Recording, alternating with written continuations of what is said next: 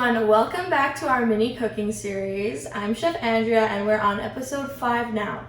Today we are going to be making a crossover between a pad thai and a Thai noodle salad. For this recipe I have 1 bag of vermicelli rice noodles. So I do have a cup each of green onion, cilantro, shredded carrots, celery, and pickled watermelon radish. You could use any type of pickled vegetable or even just use a red pepper. I also have the shrimp for the protein and half a cup of cashews. So you're going to take your 2 eggs and you're just going to mix them up.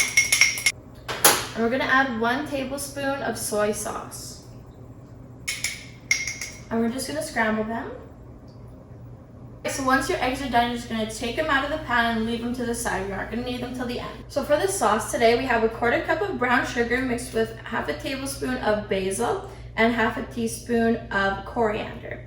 And we're going to add 2 tablespoons of soy sauce, 2 tablespoons of fish sauce, 2 tablespoons of lime juice, 2 tablespoons of rice vinegar, 1 tablespoon of any chili paste you have, and 2 tablespoons sesame oil.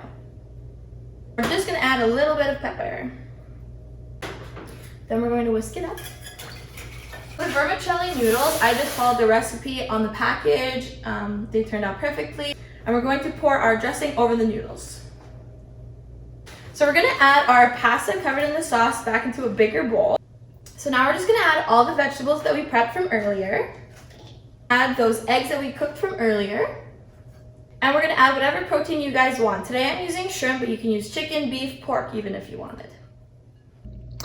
And there you have it. I've added all the ingredients together and I've also added roasted sesame seeds on top. Enjoy!